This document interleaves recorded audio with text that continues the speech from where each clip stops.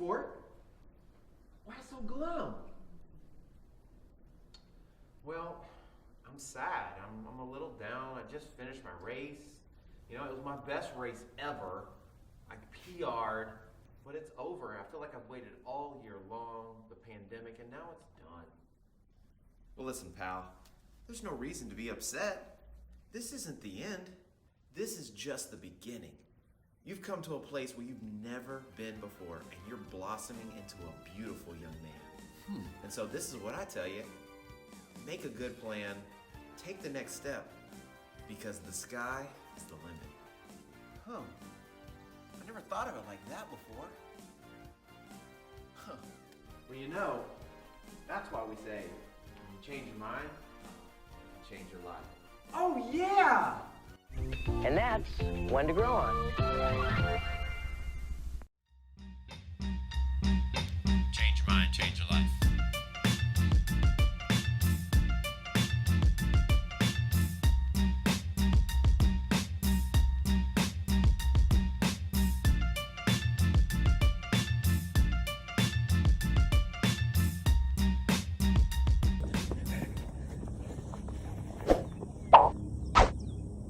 Hey guys, what's going on? Welcome back to another edition of Running with James. Today we are talking about the dreaded post-race blues, right? You just finished a race. We just finished one of the very first live races we've been able to do in over a year. It's crazy to think about it, but this is the week, this week, if you're watching it right now, in this second week in March, this is the week when it all shut down, right after the Woodlands Marathon. And so it was an anniversary. We got to run this past weekend.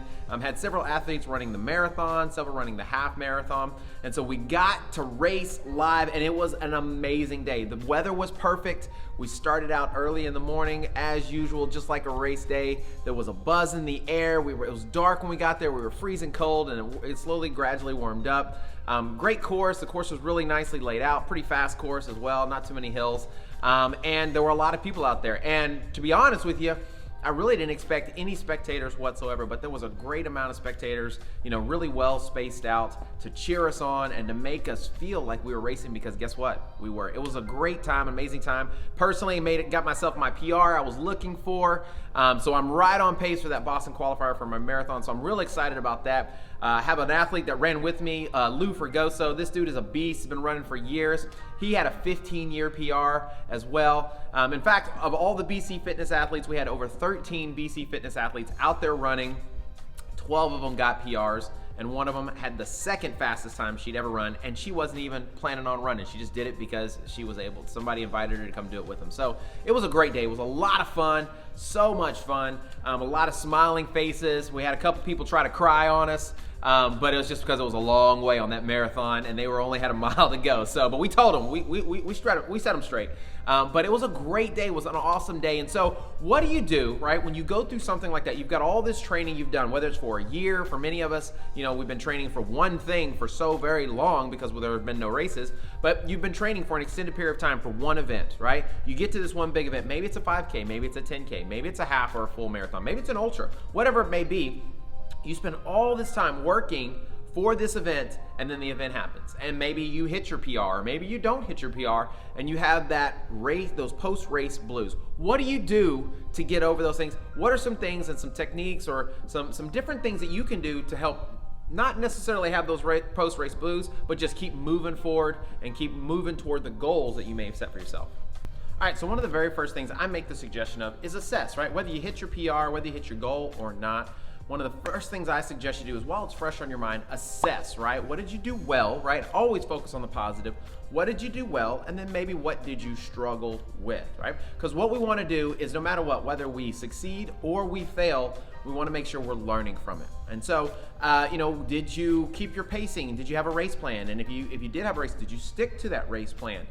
Was your race plan too aggressive, or maybe you left some speed out there on the course because it wasn't necessarily aggressive enough, right? So put some little notes down, like, you know, at mile 5, I felt like I was, you know, dying of thirst, or, you know, at mile 10, you know, this happened, and kind of put those notes down, right? Immediately assess what it is you feel like you did well and maybe what you struggled on.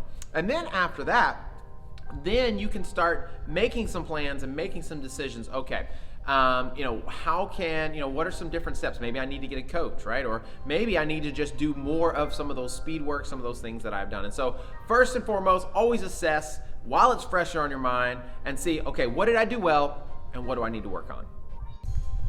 All right, the next thing I would say to do is simply this: rest. Rest, relax, and recover. The next week, you really shouldn't have to worry too much about anything at all. Just take your time, right? Run if you feel like running, no plan. Usually I'm a huge proponent, always follow a plan, stick to a plan and go with it. But this week I make that suggestion, just rest, right? Enjoy the week. If you got a PR, just bask in it, bask in the glory of the PR, right? Of your great training that you did. If you didn't, right, then try to let it go, try to release and relax a little bit, right? And kind of process, the event and the day, but recover and let your body rest. So the week after is a great week to, run a few times. I'm not saying don't run, but run if you feel like running. But if you don't want to run, don't go run, right? It's a great time to take Epsom salt baths, ice baths. A great time to really go maybe do some yoga classes, go get a massage. Go see one of your physio or what have you. Go see Dr. Dan over there at Health Pro Chiro. Whatever it may be, take that first week after that race just to relax and recover, because the next week is going to be an important week for what's coming next. All right, so you've assessed what happened, right? You recovered, and now what we're gonna do is we're gonna start making new plans, right? So now you've had an entire week to kind of chew it over and really think about the event, right? You're not making any kind of rash decisions. You're not saying, I'm never running a marathon again, because we all know that's a lie, right? The bottom line is the emotions are gone. Now you can think, now you can get excited about whatever is next. And so this is the week, that second week after your marathon or after your half marathon, after your big event, whatever it may be, this is the week to make your decisions. What's next, right? What am I gonna plan on next? I always make the suggestion, try something new, right? Maybe try a trail race. Maybe try something like OCR, right? Maybe do a duathlon. Maybe you're starting to cycle or maybe swim a little bit. Try something and challenge yourself. If you're still working and your goal is still to hit a certain time for a run, a PR, or whatever it may be, well then now's the time to say, okay, well, this is where I stand. I feel like I need this amount of time to be able to get to where I need to be to make that goal.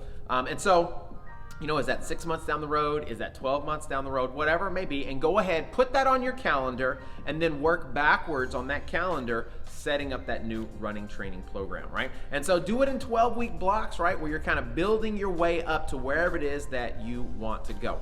And so always don't do it alone, right? So if you can get a coach, this is maybe a great time where you realize, hey, I need to go get a coach, because that's probably the only person that's gonna help me get to that next level that I want to go. And so after that, and then part of that as well is gonna be, your reverse taper, and that's what we're gonna get into next. All right, and so the very last thing I make the suggestion of is, as part of your post-race lifestyle, right? As you're building back up, is to do what we call a reverse taper. And so usually as you get toward a big event, you start tapering, right? So if you're tapering for a marathon, I usually make the suggestion of a 3-week taper.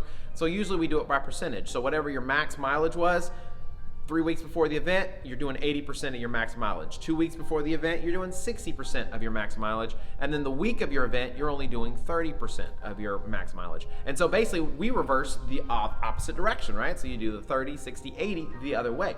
And so really what we're gonna do is you need to make this decision. This is the time now to make a decision. What's your base level of fitness gonna look like, right? Where are you gonna try to maintain? You've built all this fitness up, you're running all these mileage. Why not take advantage of it and change what your base level of fitness is? And you'd be surprised at how easy it is to maintain, right? So let's say, before you started training for your marathon, let's say you were running, 10 or 15 miles a week. Well, if you're training for a marathon and you're planning on doing well, you need to be running, upwards to almost 40 miles a week, really. And if you want to do better than that, the more volume you have, the faster you're going to go. And so if, let's say you've been averaging 40 miles a week for the past 6 weeks or so, well, why would you want to lose that fitness, right? Your body's grown accustomed to it. So maybe you build yourself back up to 30 miles a week, right? So now you're doing 20 miles more a week than you did before you started, and it probably seems just as manageable and easy because it's still less than what you were running for your marathon. And so now you have a great base level of mileage to develop, so that when you're ready to do your next marathon, it won't take you any time to build up to maybe 50 miles a week or maybe even 60 miles. Maybe you get to a peak week of 60 miles a week and you'll see a drastic level of aerobic fitness very simply just by doing that. So now's the time to establish, okay, what's my base level of run mileage gonna look like? And then what are those workouts gonna look like? Like, what's my long run gonna do? What's my, am I gonna do speed work, right? And so really that first 4 weeks of the training block, I just say, really 4 to 8 weeks, it's just all about aerobic fitness. Don't worry about speed. Let's just build that aerobic fitness. If you'll do this, I guarantee you the next time you go and run, not only are you gonna PR, but you're probably gonna blow your PR out of the water and you won't have to worry about not hitting those goals anymore. All right, guys, and so that's it. The simple rule is just keep running, right? You guys have done amazing. All those that raced this weekend, we'd love to hear how you did, right?